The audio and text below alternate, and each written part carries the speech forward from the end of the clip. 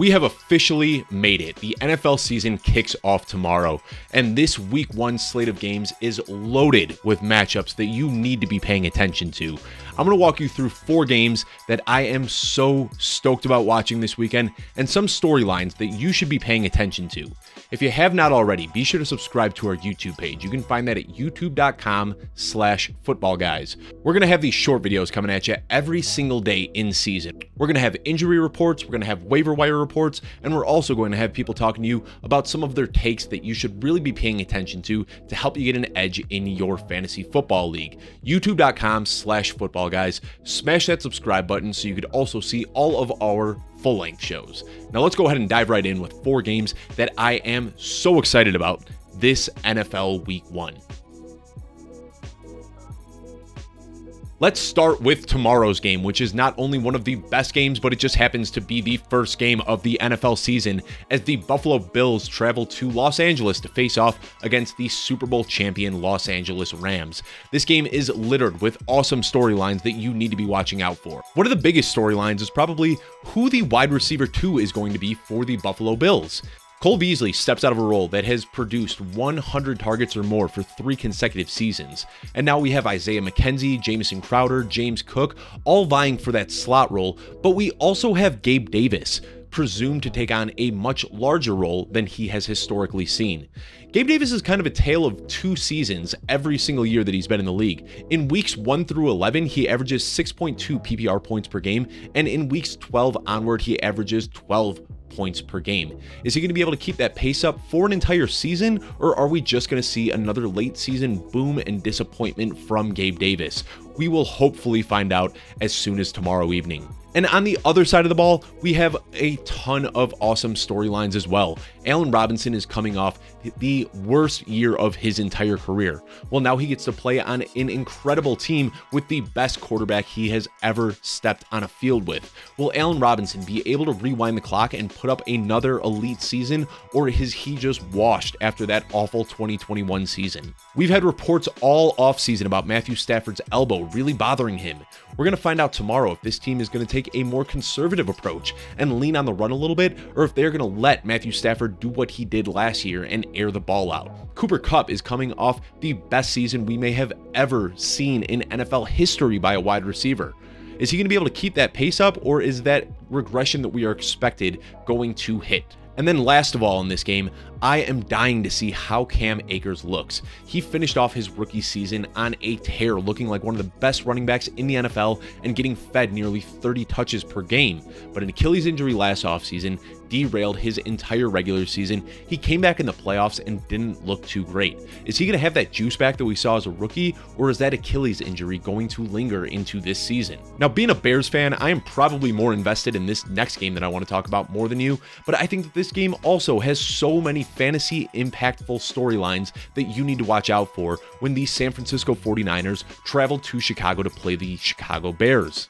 Justin Fields and Trey Lance were unanimously the most athletic quarterbacks to come into the 2021 class, both being selected in the top half of the first round. We get to find out now if either of these guys are going to be fantasy relevant. Both of them have a lot of hype behind them. Are they going to be able to live up to that hype? Do they both bust? We might not find out everything week 1, but we should get a much clearer picture of what these offenses should look like now that these sophomore quarterbacks are the locked-in starters for their respective teams. After an entire offseason of speculation as to how Luke Getsy would split up the backfield refs for the Chicago Bears, we saw a little picture in the final preseason game. David Montgomery did not come off the field with the first team. Now, a lot of people, myself included, have projected a little bit more of a split backfield considering that's what we saw in Green Bay. Will Khalil Herbert mix in, or is this going to be the David Montgomery show? We should get a much clearer picture after Sunday afternoon's game. This offseason, Cole Kmet seems to be everybody's favorite sleeper tight end. He has drawn an insane amount of usage in the preseason, but is that going to translate into the regular season? What we want to see for these late round breakout tight ends is a guy who can be number 1 or number 2 on his team in targets. Is Cole Kmet going to do that? And if he can, does he have the athleticism to rip off yards after the catch and become a big time fantasy football weapon? We should find out.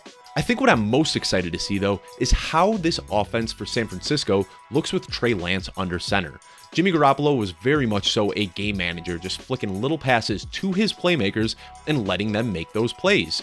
Trey Lance is extremely athletic, averaged nearly 10 rushing attempts per game last year in his starts, and has a bazooka for an arm.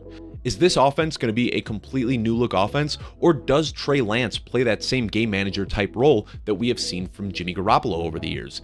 If the offense is going to lean on Trey Lance, is that going to negatively impact George Kittle, Deebo Samuel, Brandon Ayuk? There are a lot of question marks surrounding this 49ers offense and what they are going to look like without Jimmy Garoppolo. If we expect this team to skew a little bit more on the run-heavy side, how does that affect George Kittle? Not only is he one of the best pass-catching tight ends in the league, but he is arguably the best blocker in the NFL. If this team's going to be running more, are they going to ask George Kittle to stay in line and block? And if so, how is that going to cap his upside in fantasy?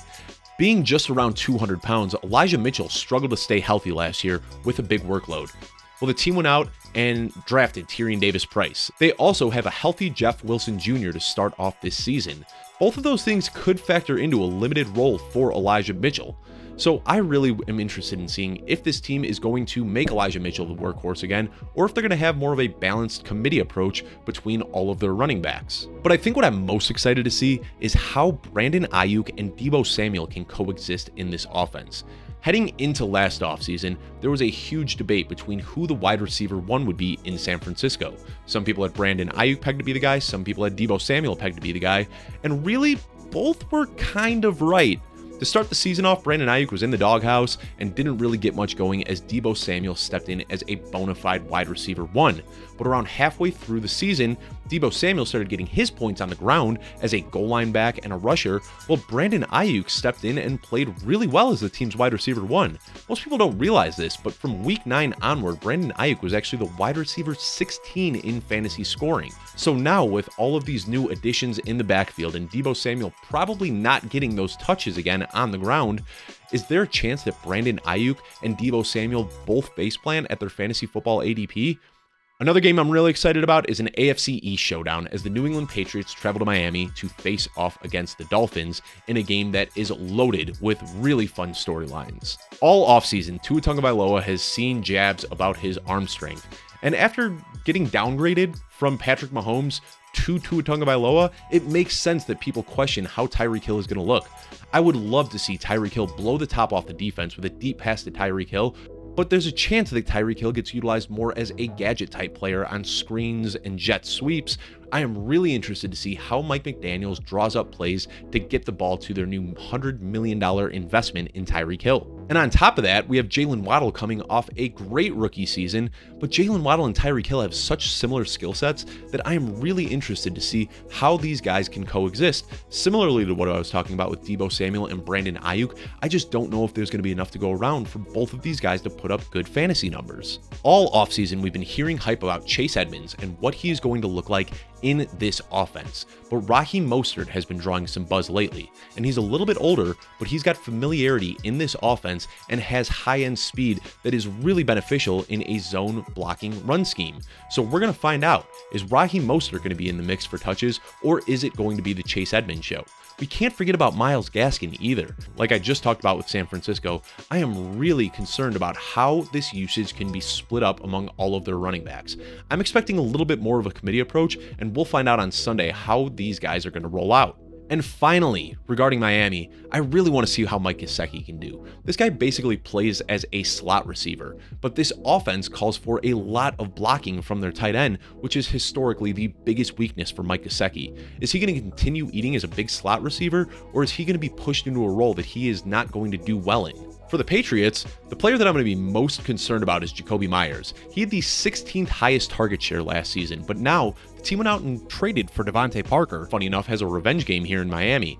Is Devontae Parker going to be the wide receiver one for the Patriots, or does Jakobi Meyers maintain his role there? Just a few weeks ago, we saw the ADPs for Damian Harris and Ramondre Stevenson flip-flop as fantasy managers now prefer Ramondre Stevenson over Damian Harris. Did we make the right call there, or is this still going to be Damian Harris's backfield?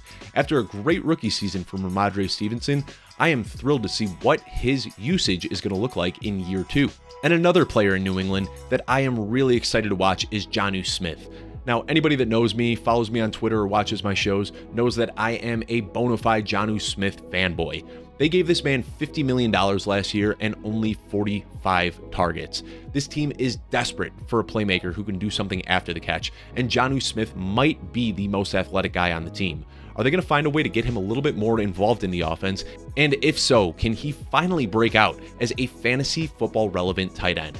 I am hoping so, and I am going to be paying close attention to how Jonnu Smith is used in this game. And to wrap it all up, let's talk about what is probably going to be the most fun game of the weekend, which just so happens to wrap up the entire weekend on Monday night.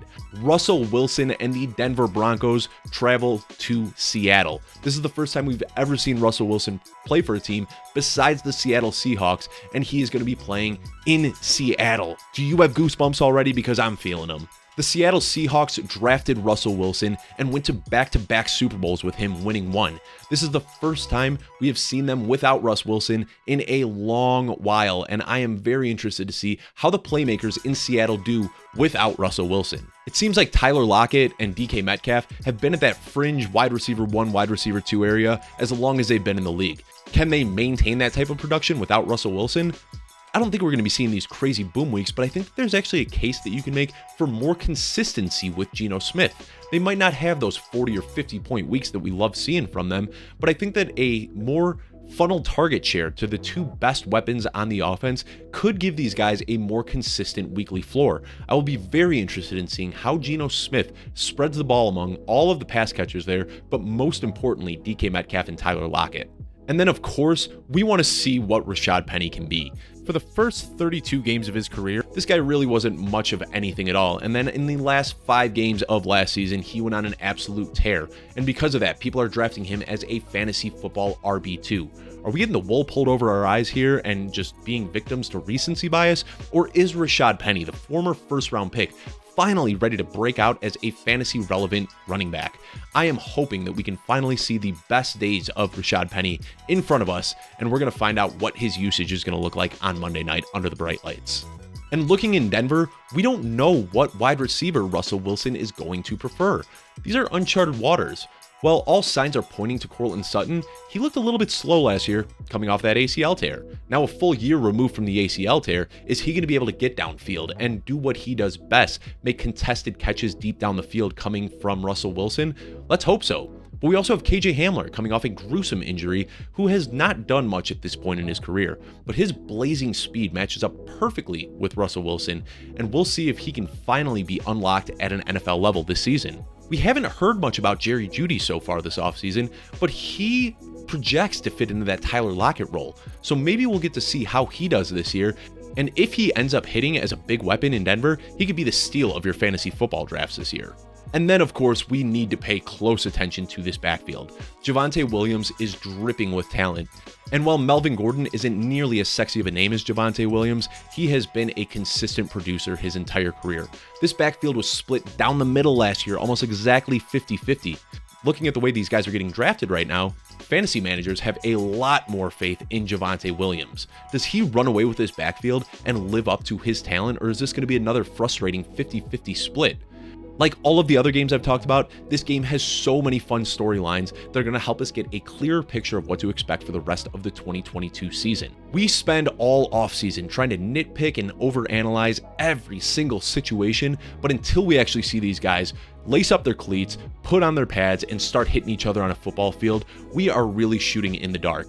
Week 1 is so important. You need to pay attention to some of these storylines and know when to pivot.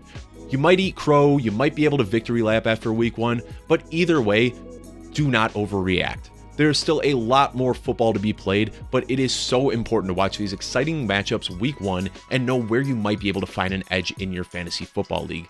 Personally, I love taking advantage of people overreacting, and I send out a ton of trade requests after week 1. We have made it through the offseason, and we are finally ready for some football. I don't know about you, but I could not be more excited. Be sure to tune in every week as I will continue bringing you these videos in season. Be sure to subscribe to our YouTube channel at youtube.com/footballguys. Drop us a thumbs up on this video, and I will see you next week.